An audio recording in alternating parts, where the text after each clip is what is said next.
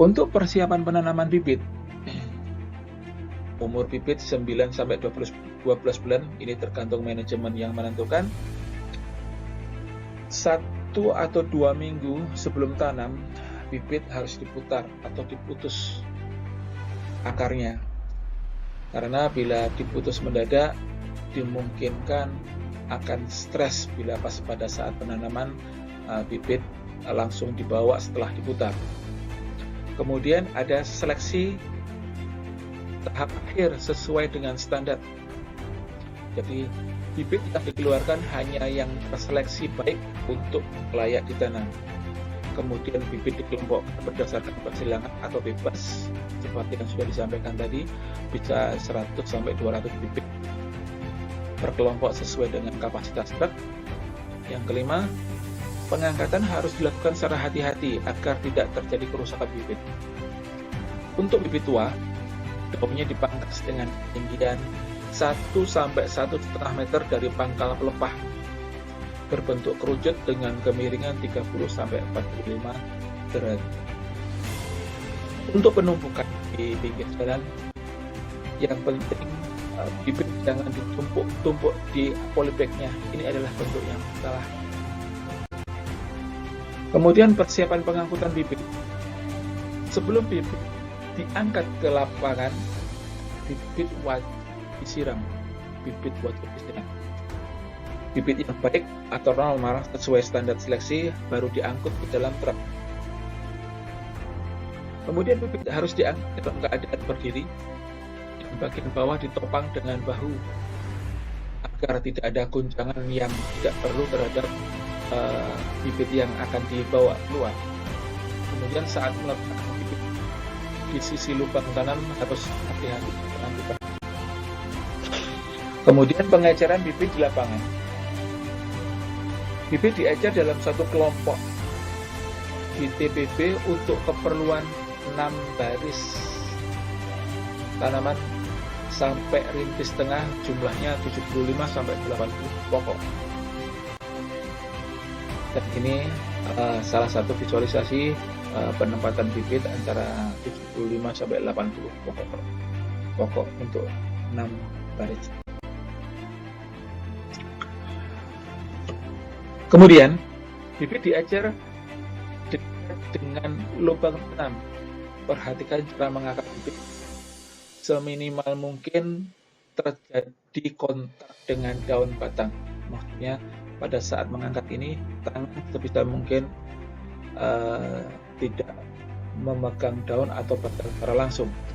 Kemudian dilarang keras meletakkan dengan dibanting. Ini bibitnya diikat untuk memudahkan supaya pada saat menanam membawanya mudah. Kemudian dibawa ke masing titik-titik tempat penanaman. Titik panjang yang nampak akan dibawa ke dan diletakkan. Ketentuan penanaman kelapa sawit. Seperti sudah disampaikan tadi, penanaman pada awal musim hujan, kemudian pelepasan polybag dari bola tanah dengan cara mengoyak atau polybag di sayat pisau. Kemudian bibit diletakkan dengan hati-hati ke dalam lubang dan diberi pupuk RP 250 sampai 500 gram per lubang. Kemudian bola tanah harus dipertahankan tetap utuh. Kemudian berdirinya bibit harus benar-benar tegak, dan setiap penegaan bibit di lubang tanam itu dilakukan sekaligus mengincar lurus tidaknya sesuai dengan mata 5 titik panjang itu. Kemudian penimbunan dilakukan dengan memasukkan tanah galian sedikit demi sedikit ke dalam lubang sambil dipadatkan. Yang ketujuh, pemadatan dilakukan dengan menginjak tanah timbunan dari luar bola tanah. Kemudian yang utama, dilarang menginjak bola tanah. Nah, ini visualisasi bagaimana menanam bibit kelapa sawit. Timbun bibit serta ke dalam lubang dengan tanah gembur sekeliling lubang yang sudah ditempuri RP. Kemudian padatkan dengan menginjak tanah timbunan dengan tungkai kaki. Setelah itu timbun lagi 2/3 inti lubang dan padatkan kembali. Kita timbun sampai erat permukaan dan setelah penanaman selesai, tanah sekeliling piringan dengan bilah bambu atau dengan alat yang lain.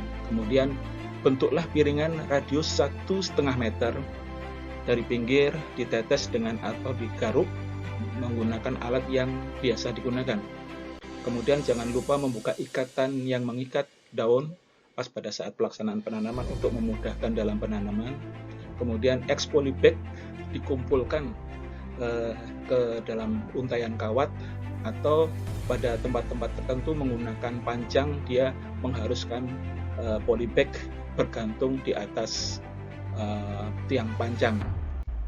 Setelah selesai, disiram sesaat setelah menanam bibit selesai, dan ini merupakan suatu hal yang wajib. Mengapa? Karena penyiraman ini memberi kesempatan tanam yang dalam polybag segera menyatu dengan tanah di sekelilingnya. Makanya dalam penanaman ini termasuk salah satu yang sering diabaikan karena kita menanam pas pada masa musim penghujan. Itu alasannya.